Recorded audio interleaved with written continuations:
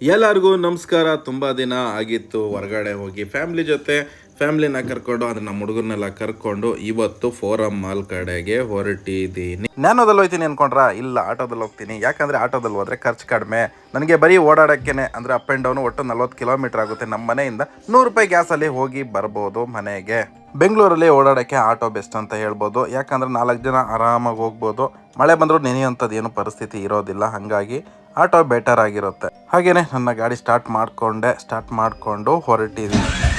ನಾವು ತಲುಪುವಂತಹ ಜಾಗ near almost ಬಂದಾಗಿದೆ. ಈಗ ಬಂದುಬಿಟ್ಟು ಚಾಲೆಂಜ್ ಇರೋದು ಆಟೋಗೆ ಪಾರ್ಕಿಂಗ್ ಹುಡುಕಿ ಪಾರ್ಕಿಂಗ್ ಹಾಕಬೇಕು.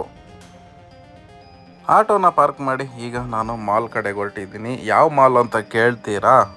ಕೋರಮಂಗಲದಲ್ಲಿರುವ ನೆಕ್ಸಸ್ ಮಾಲ್. ಇವಾಗ ಬಂದು ನೆಕ್ಸಸ್ ಮಾಲಲ್ಲಿ ಸ್ವಲ್ಪ ಸುತ್ತಾಡ್ಕೊಂಡು ಹೋಗೋಣ, ಮತ್ತು ಆಟೋದ ಸಾಮಾನು ಕೂಡ ಇದೆ ಅಂತ ಅಂದ್ಬಿಟ್ಟು ಇಲ್ಲಿಗೆ ಕರ್ಕೊಂಬಂದಿದ್ದು. ಸೊ ಮಾಲ್ ಎಂಟ್ರಿ ಆದ್ವಿ. ಮಾಲ್ ಎಂಟ್ರಿ ಆಗಿ ನೀವು ನೋಡ್ಬೋದು ಎಕ್ಸ್ಕಲೇಟರಲ್ಲಿ ಹೋಗ್ತಾ ಇದ್ದೀನಿ. ಸ್ವಲ್ಪ ಕಾಲು ತಳ್ಮಾಡಿ ಅಷ್ಟು. ತುಂಬ ದಿನ ಆಗಿತ್ತು ಮಾಲ್ ಕಡೆಗೆ ಬಂದು. ಬನ್ನಿ ಹೊರಗಡೆ ನೋಡೋಣ. ಹೊರಗಡೆ ಅಂತೂ ಸಿಕ್ಕಾಪಟ್ಟೆ ಬಿಸ್ತಿತ್ತು. ಹಾಗೆ ಇವಾಗ ಒಳಗಡೆ ಬಂದಿದ್ದೀನಿ. ಒಳ್ಳೆ ಎಸಿ, ಕೂಲ್. ಎಲ್ಲಪ್ಪ ಹೋಯ್ತಿರೋದು ಅಂತಂದರೆ ಟೈಮ್ ಝೋನ್ ಒಳಗಡೆ. ಯಾಕಂತಂದರೆ ಇಲ್ಲಿ ಹೋದರೆ ಮಕ್ಕಳಿಗೆ ಆಟ ಆಡುವಂಥ ತುಂಬ ಟೈಮ್ ಕನ್ಸ್ಯೂಮ್ ಆಗುವಂತಹ ಆಟಗಳು ವೆರೈಟಿ ಅಂಥದ್ದೆಲ್ಲ ಇದ್ದಾವೆ. ಗೇಮ್ಗಳು ಎಲ್ಲ ಗೇಮು ಆಡೋಕ್ಕಾಗಲ್ಲ, ಯಾಕಂದರೆ ಸಿಕ್ಕಾಬಟ್ಟೆ ರೇಟು. ಮೇಲೆ ಬರಲ್ಲ, ದೂರ ಇಟ್ಕೊಳ್ಳ, ಇಲ್ಲಿ ನೋಡಿ ಜೋರಾಗೆ.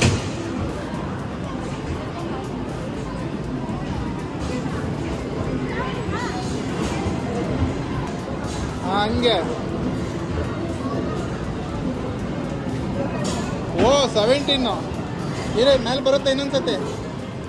ಇರೋ ಹಂಗೆ.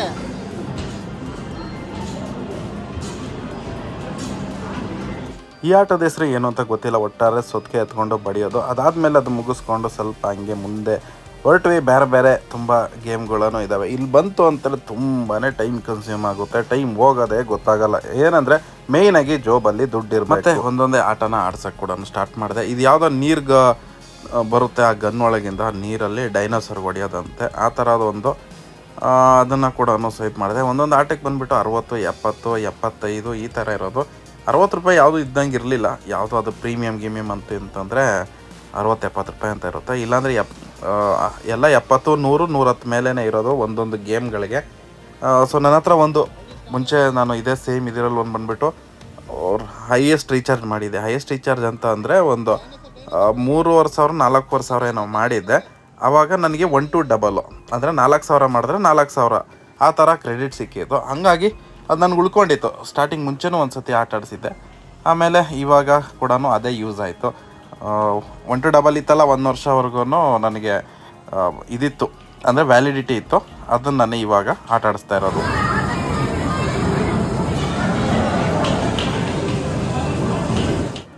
ಹುಡುಗರಿಗಂತೂ ಒಳ್ಳೆ ಟೈಮ್ ಪಾಸ್ ಆಗುತ್ತೆ ಇಲ್ಲಿ ಬಂದರೆ. ಮೇನ್ ಏನಪ್ಪ ಅಂದರೆ ಯಾವುದಾದ್ರೂ ಆಫರ್ ತಗೊಂಡು ನಾವು ರೀಚಾರ್ಜ್ ಮಾಡ್ಕೊಂಡು ಇದನ್ನು ಆಟ ಆಡಿಸಿದ್ರೆ ಓಕೆ. ನನಗೆ ಹೇಳಬೇಕು ಅಂತಂದರೆ 1 ವರ್ಷವರೆಗೂ ವ್ಯಾಲಿಡಿಟಿ ಇದ್ದಿದ್ದರಿಂದಾಗಿ ನನಗಿದೊಂದು ಬೆನಿಫಿಟ್ ಸಿಕ್ತು. ಅಂಥ ದೊಡ್ಡ ಏನು ಖರ್ಚು ನನಗೆ ಈ ಸತಿ ಆಗಿಲ್ಲ ಅಂತ ಹೇಳ್ಬೋದು. ಇಲ್ಲಾಂದರೆ ಸಿಂಗಲ್ ರೀಚಾರ್ಜನ್ನೇ 1,700 ರೂಪಾಯಿ ಅಷ್ಟು ಮಾಡಿಸ್ಕೊತಾರೆ. ಒಟ್ಟು 450 ಖರ್ಚಾಗಿ ಉಳ್ಕೊಂಡೈತೆ 4,050 ರೂಪಾಯಿ. ಈಗ ಡಿಫ್ರೆಂಟ್ ಆಟಗಳಿದ್ದಾವೆ. ಈ ಎಲ್ಲ ಆಟೋಗಳು ಕೂಡ ಆಡಿಸ್ಬೋದು. ಯಾಕಂದರೆ ಅಮೌಂಟ್ ಇದೆ, ಖರ್ಚು ಮಾಡೋಣ. 1 ವರ್ಷನೇ ವ್ಯಾಲಿಡಿಟಿ ಇರೋದು. ಅದಕ್ಕೆ ನಾನು ಕೂಡ 1-2 ಆಟ ಆಡೋಣ ಅಂತ ಅಂದ್ಬಿಟ್ಟು ಇದು ಏನು ನೋಡ್ತಾ ಇದ್ರೆ ಕಿಂಡರ್ ಜಾಯ್ ಮಿಷಿನು. ಇದರಲ್ಲಿ ನಾನು ಕೂಡ 1-2 ಆಟ ಹಾಕಿದೆ. ಬಟ್ ಏನಂತ ಅಂದರೆ ಸಿಕ್ಕಲೇ ಇಲ್ಲ ಅಂತ ಹೇಳ್ಬೋದು. ಆದರೂ ಸುಮಾರು ಹೊತ್ತು ವೆಯ್ಟ್ ಮಾಡಿದ ಮೇಲೆ ಸಿಕ್ತು. ಬಟ್ ಏನಂತಂದರೆ ಅದು ಬರ್ತಾನೇ ಇರಲಿಲ್ಲ. ಈ ಆಟದಲ್ಲಂತೂ ತುಂಬಾ ಲಾಸ್ ಆಗುತ್ತೆ. ಏನು ಮಾಡೋಕ್ಕಾಗಲ್ಲ. ಫನ್ಗೆ ಬಂದಾಗ ನಾವು ಲಾಸ್ ಅಂತ ಹೇಳೋಕ್ಕಾಗಲ್ಲ. ಆದರೆ ಸಿಕ್ಕಾಪಟ್ಟೆ ಲಾಸ್ ಗುರು. ಇದು ಆಲ್ಮೋಸ್ಟು ಇದರಲ್ಲೇ ಒಂದು 300 ರೂಪಾಯಿ 400 ರೂಪಾಯಿ ಅಷ್ಟು ಅಮೌಂಟನ್ನು ನಾವು ವೇಸ್ಟ್ ಮಾಡಾಯಿತು. ಆದರೆ ಯಾವುದಕ್ಕೂ ಒಂದೂ ಬರಲಿಲ್ಲ. ಲಾಸ್ಟ್ಗೋ ಹಂಗೋ ಹಿಂಗೋ ಮಾಡಿ 1-2 ಕಿಂಡರ್ ಜಾಯ್ನ ಎತ್ಕೊಂಬಂದ್ವಿ. ಆದರೆ ತುಂಬ ಲಾಸ್ ಗುರು ಈ ಒಂದು ಆಟ.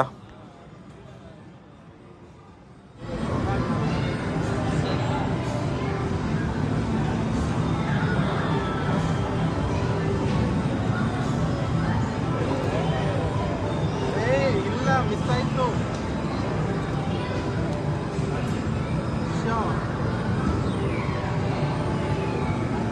ಹೋಯ್ತು. ಲಾಸ್ಟ್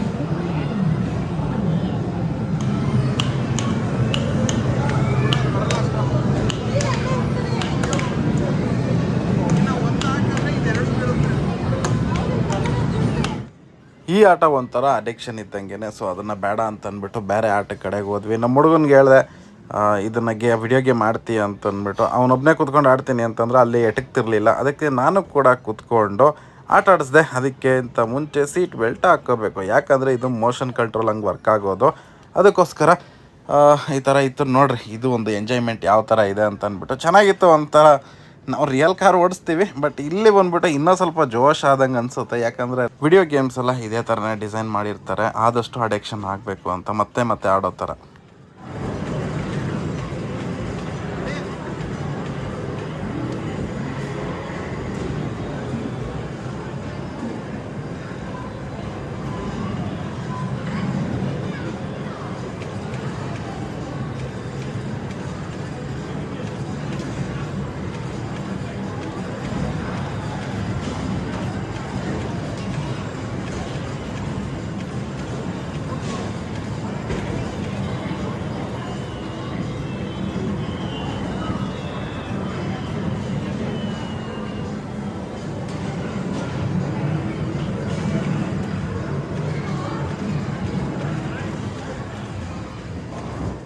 ರೇಸಿಂಗ್ ಮೋಷನ್ ಗೇಮ್ ಎಲ್ಲ ಆಡಿದ ಮೇಲೆ ನಮ್ಮ ಹುಡುಗರನ್ನ ಈ ಸಣ್ಣ ಪುಟ್ಟ ಈ ಥರ ಆಟಿಕೆ ಸಾಮಾನುಗಳಿರ್ತಾವಲ್ಲ ಇದರಲ್ಲೆಲ್ಲ ಕುಂಡ್ರಿಸಿ ಅದಕ್ಕೂ ಸ್ವೈಪ್ ಮಾಡಬೇಕು.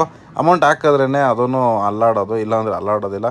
ಸೊ ಕುಂಡ್ರಿಸ್ಬಿಟ್ಟು ಈ ಥರ ಎಲ್ಲದಕ್ಕೂ ಅಮೌಂಟ್ ಕಟ್ಟಲೇಬೇಕು, ಫಿಕ್ಸಟೆ ಅಂತೂ ಕೊಡೋದಿಲ್ಲ. ಇದಕ್ಕೂ ಅಷ್ಟೇ, ಅದು ಕಾರ್ಡ್ಸು 60 ರೂಪಾಯಿ 65 ರೂಪಾಯಿ ಅಷ್ಟು ಇದಕ್ಕೂ ಇದ್ದಾವೆ. ನಮ್ಮ ಹುಡುಗ ಡ್ರೈವಿಂಗ್ ಸಿಕ್ಕಾಮಟ್ಟೆ ಮಾಡ್ತಿದ್ದ, ಪೊಲೀಸ್ ಕಾರು. ಅದ್ರ ಒಳಗಡೆ ಕೂಡ ಒಂದು ಗೇಮ್ ಥರ ಇರುತ್ತೆ, ಇದನ್ನು ಮೋಷನ್ ಕಂಟ್ರೋಲ್ ಆಗುತ್ತೆ. ಪೊಲೀಸ್ ಕಾರಲ್ಲಿ ಆಟ ಆಡಿಸಿದ ಮೇಲೆ ಎಷ್ಟೈತೆ ಅಮೌಂಟ್ ಅಂತ ಚೆಕ್ ಮಾಡಿದ್ವಿ. 3350 ರೂಪಾಯಿ ಇನ್ನೂ ಬ್ಯಾಲೆನ್ಸ್ ಇದೆ. ಅದಾದಮೇಲೆ ಇದು ಯಾವುದೋ ಒಂದು ರೋಲರ್ ಕೋಸ್ಟರ್ ಥರ ಇಂಥ ಮಿಷಿನಲ್ಲಿ ಅದರಲ್ಲೂ ಕೂಡ ಆಟ ಆಡಿಸ್ಬಿದೆ. ನಮ್ಮ ಹುಡುಗನ್ನ ಆಗಲ್ಲ, ಒಂದು ಏಜ್ ತುಂಬ ಚಿಕ್ಕದು ಅಂತ ಹೇಳ್ತಿದ್ರು. ಬಟ್ ಏನಂತಂದರೆ ಹೆಂಗೆ ಅಡ್ಜಸ್ಟ್ ಮಾಡಿ ಕಳಿಸ್ದೆ. ಸ್ವಲ್ಪ ಉದ್ದ ಇದ್ದಾನೆ ನಮ್ಮ ಹುಡುಗ, ಹಾಗಾಗಿ ಇದು ಒಂಥರ ಫುಲ್ಲು ಎಂಜಾಯ್ಮೆಂಟ್ ಅಂತ ಹೇಳ್ಬೋದು. ಇದು ಕೂಡ ಮೋಷನ್ ಕಂಟ್ರೋಲ್ ಆಗುತ್ತೆ, ಮೇಲೆ ಅಪ್ಪು ಡೌನು ಆ ಕಡೆ ಈ ಕಡೆ. ಇದನ್ನು ಒಳ್ಳೆ ಎಂಜಾಯ್ಮೆಂಟ್ ಇರುತ್ತೆ ಅಂತ ಹೇಳ್ಬೋದು. ರೋಲರ್ ಕೋಸ್ಟರ್ ಆದಮೇಲೆ ಇನ್ನೊಂದು VR ಗೇಮೇ ಆಡಬೇಕು ಅಂತ ಹೇಳ್ತಿದ್ರು. ಸರಿ ಆಡ್ರಪ್ಪ ಅಂತ ಅಂದ್ಬಿಟ್ಟು, ಹೆಂಗೋ ಅಮೌಂಟ್ ಇದೆ, ಅದು ಕೂಡ ವ್ಯಾಲಿಡಿಟಿ ಬಂದುಬಿಟ್ಟು ಇನ್ನು 3-4 ತಿಂಗಳಿರೋದ್ರಿಂದಾಗಿ ಆದಷ್ಟು ಎಷ್ಟಾಗುತ್ತೋ ಅಷ್ಟು ಖರ್ಚು ಮಾಡೋಣ ಅಂತ ಅಂದ್ಬಿಟ್ಟು ಫುಲ್ ಈ ಗೇಮೆಲ್ಲ ಆಡಿಸ್ದೆ. ನೋಡ್ಬೋದಲ್ಲಿ ಏನು ಇದಪ್ಪ ಏನೋ ಮಾಡಿಬಿಟ್ಟವ್ರೆ. ಆದರೆ ನಾವು ಇದನ್ನೆಲ್ಲ ಹಾಕ್ಕೊಂಡು ಆಡಿದ್ರೆ ಮೋಷನ್ ಕಂಟ್ರೋಲ್ ಚೆನ್ನಾಗಿರುತ್ತೆ. ಆಲ್ಮೋಸ್ಟ್ ಇವೆಲ್ಲ ಮೋಷನ್ ಕಂಟ್ರೋಲ್ ಇರೋದ್ರಿಂದಾಗಿ ಫನ್ನು ಜಾಸ್ತಿ ಅಲ್ಲ, ಅಂದರೆ ಒಂಥರ ಎಕ್ಸೈಟ್ಮೆಂಟ್ ಬರ್ತಾ ಇರುತ್ತೆ, ಕಣ್ಣು ಮುಂದೆ ಬೇರೆ ಬರೋದಲ್ವಾ. ಸೊ ಈ ಥರ ಇರುತ್ತೆ. ಸ್ಟ್ರೈಟಾಗಿ ಮಾಡು ತಲೆನ.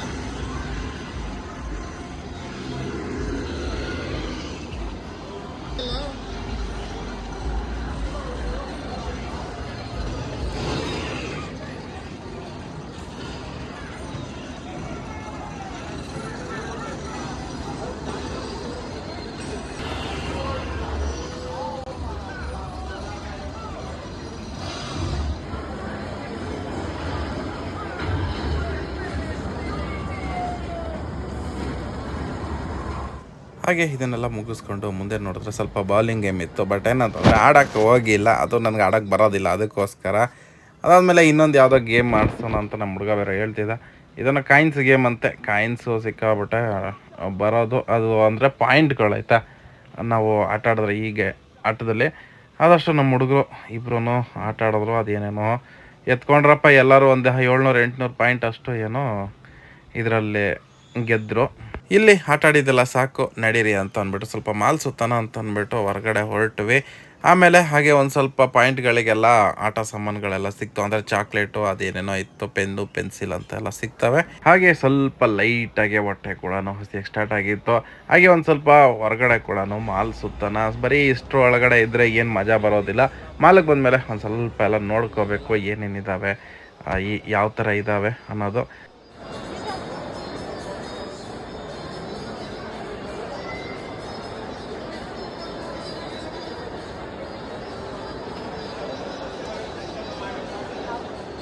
ಮಾಲ್ಗೆ ಹೋಗಿ ಸುಮ್ಮನೆ ಅಂತೂ ಬರೋಕ್ಕಾಗಲ್ಲ. ಯಾಕಂತಂದರೆ ಅಲ್ಲಿ ಕೂತ್ಕೊಂಡು ತಿನ್ನೋದ್ರಲ್ಲೂ ಒಂದು ಮಜಾ ಇರುತ್ತೆ. ಇದು ಯಾವಾಗಲಾದರೂ ಒಂದು ಸ್ವಲ್ಪ ಲಕ್ಸುರಿ ಕೂಡ ಮಾಡಬೇಕು. ಏನಪ್ಪ ತೊಗೊಂಡಿದ್ದು ಅಂದರೆ ಬರ್ಗರ್ ತಿನ್ಕೊಂಡು ಬಂದ್ವಿ. ಎಲ್ಲ ಮುಗೀತು, ಮಾಲ್ ಸುತ್ತಿದ್ದು, ಆಟ ಆಡಿದ್ದು ಎಲ್ಲ ಮುಗೀತು. ಈಗ ನಾನು ಮನೆ ಕಡೆಗೆ ಹೊರಟಿದ್ದೀನಿ. ಸಾಕು ಅನಿಸುತ್ತೆ. ಬಟ್ ಏನಂತಂದರೆ ಖರ್ಚು ನಾನು ಮುಂಚೆನೇ ಮಾಡಿದ್ದೆ.